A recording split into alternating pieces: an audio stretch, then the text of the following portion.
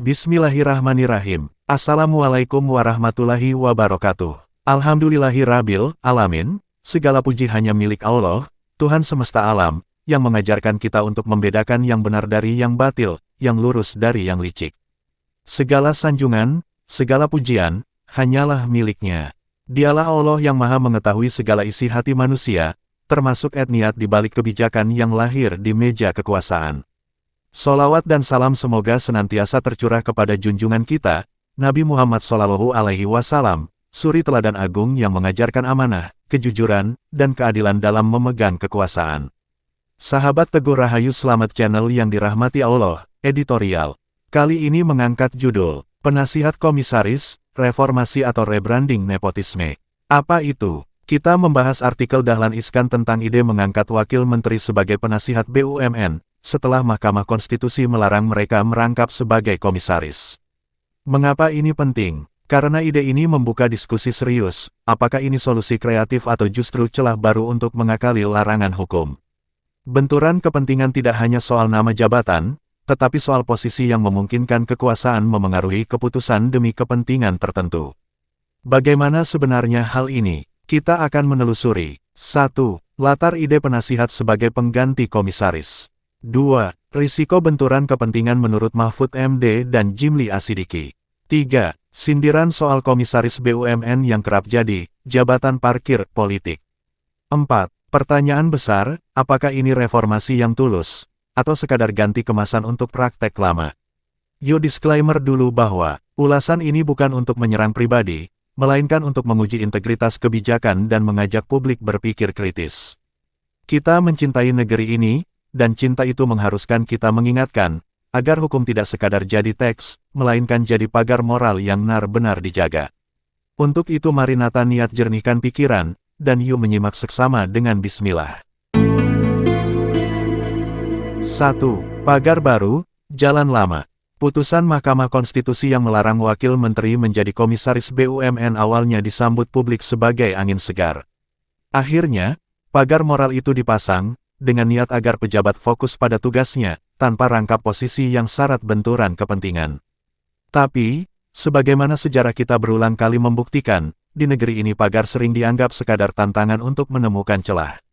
Dahlan Iskan, dalam catatan harian yang ia tulis, mengusulkan sebuah jalan keluar, kalau tak bisa jadi komisaris, jadikan saja wakil menteri sebagai penasihat BUMN.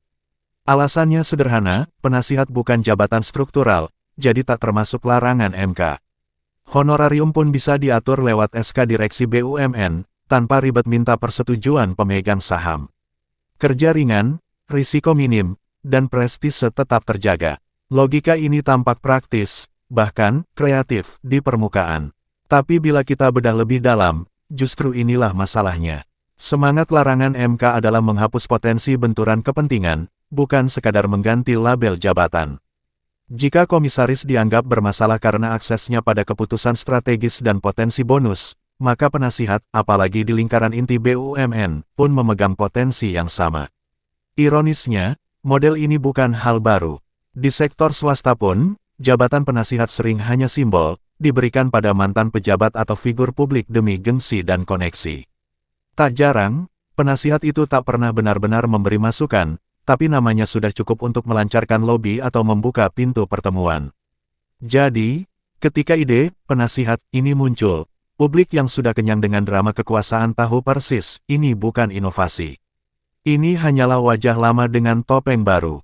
Dalam politik, pergantian nama sering menjadi trik untuk membungkus ulang praktik lama, berharap publik akan terkecoh. Dan disinilah bahayanya, ketika hukum hanya dimaknai sebatas bunyi pasal, bukan semangat moralnya, maka putusan MK pun akan kehilangan makna. Kita akhirnya tak bergerak maju, hanya mengganti papan nama di pintu masuk, sementara isi ruangannya tetap sama. 2. Benturan yang tak terelakkan. Benturan kepentingan itu seperti api kecil di bawah jerami, tak terlihat dari luar, tapi sekali tersulut, akan membakar abis kepercayaan publik. Dan ide mengangkat wakil menteri menjadi penasihat BUMN adalah jerami kering yang siap menyala. Prof. Mahfud MD, mantan ketua MK, memberi pandangan yang hati-hati, penasihat memang bukan jabatan struktural, tetapi honorarium tetap tidak boleh. Bayarannya, kata beliau, harus tergantung kehadiran di rapat.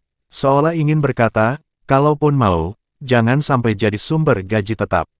Tapi dari kacamata publik, ini bukan sekadar hitungan honor, ini soal akses, pengaruh, dan kedekatan yang bisa mengubah arah kebijakan. Prof. Jimli Asidiki berbicara lebih tegas, tanpa jeda basa-basi, menteri, wakil menteri, kepala daerah, mereka adalah satu institusi jabatan negara. Komisaris, penasihat, pengurus yayasan, apapun labelnya, bila melekat pada perusahaan atau lembaga yang bisa dipengaruhi kebijakannya, tetap rawan benturan kepentingan. Bukan hanya soal double gaji, tapi juga double kepentingan.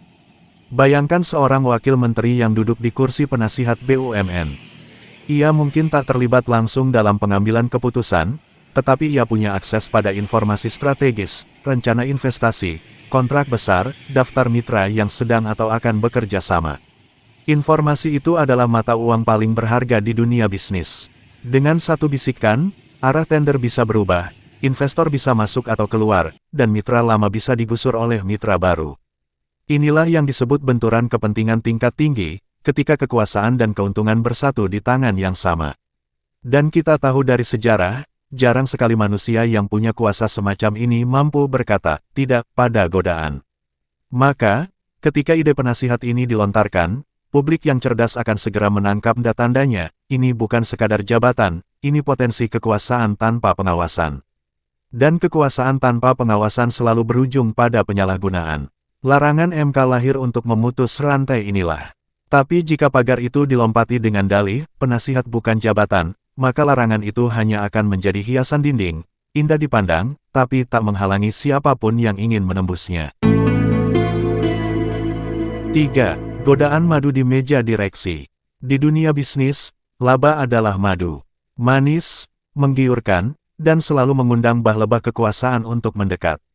Di BUMN, madu itu punya nama resmi, tantium. Bonus yang dibagikan kepada direksi dan komisaris ketika perusahaan mencatat keuntungan. Dahlan Iskan menyinggungnya dengan jujur, di sektor swasta, tantium bukanlah hadiah instan. Ia baru diberikan dari laba yang net, setelah pajak, setelah piutang guragu, dan setelah dikurangi hasil non-operasional. Barulah dianggap murni. Tapi di banyak BUMN, madu ini bisa dinikmati tanpa harus melewati semua saringan itu. Lalu, bayangkan jika kursi penasihat yang diusulkan tadi ikut menghirup aroma madu itu. Memang, penasihat tak otomatis dapat tantium. Namun, sejarah membuktikan, aturan bisa diubah, interpretasi bisa diperluas, dan celah bisa dibuat. Hari ini dibilang, tidak berhak, esok mungkin disepakati, layak diberi sebagai bentuk penghargaan. Inilah titik paling berbahaya, ketika penasihat menjadi pintu masuk untuk mencicipi madu tanpa memikul tanggung jawab yang sama beratnya seperti komisaris atau direksi. Tidak ikut berjibaku di medan operasional, tapi ikut merayakan hasil panen. Godaan ini bukan sekadar uang. Tantium adalah simbol pengakuan, status, dan kedekatan dengan sumber kuasa. Ia membuat jabatan yang tadinya sekadar label tanpa beban, berubah menjadi magnet politik. Bagi sebagian orang, ini bukan lagi soal berapa nominalnya, tapi soal tetap berada di meja di mana san keputusan strategis dan pembagian madu dilakukan. Dan disinilah rasa manis berubah menjadi racun. Karena ketika madu dibagi kepada mereka yang hadir hanya karena nama dan kedekatan, sementara para pekerja sejati di lapangan mendapat remah, kepercayaan publik pun menguap. Tidak ada yang lebih berbahaya bagi sebuah negara selain rakyatnya kehilangan rasa percaya pada keadilan. Larangan MK sejatinya ingin menutup pintu ini rapat. Tapi jika usulan penasihat ini diterima, pintu itu memang terlihat terkunci, hanya saja, jendela di sampingnya tetap terbuka lebar. 4. Menutup pintu, membuka cermin. Sejarah politik kita mengajarkan satu hal pahit, ketika aturan dibuat, selalu ada yang mencari cara untuk mengakalinya. Putusan Mahkamah Konstitusi tentang larangan rangkap jabatan di BUMN adalah pagar. Tapi pagar hanya berguna jika niat di baliknya dihormati. Jika tidak, ia hanya jadi ornamen di halaman rumah yang sama rapuhnya dengan kayu lapuk. Usulan menjadikan wakil menteri sebagai penasihat memang terdengar legal di atas kertas. Tapi secara moral, ini seperti menukar pintu yang terkunci dengan jendela terbuka. Benturan kepentingan tidak hilang, ia hanya berganti pakaian. Masyarakat akan melihat ini sebagai permainan kata-kata, bukan reformasi yang tulus. Dalam situasi ini, kita butuh keberanian untuk berkata cukup. Keberanian untuk menolak ide yang, meski sah secara administratif, tetap menggerogoti fondasi integritas publik. Karena integritas bukan soal apa yang bisa kita lakukan tanpa melanggar hukum, tapi apa yang kita pilih untuk tidak lakukan meski kita bisa. Firman Allah dalam Al-Baqarah ayat 188.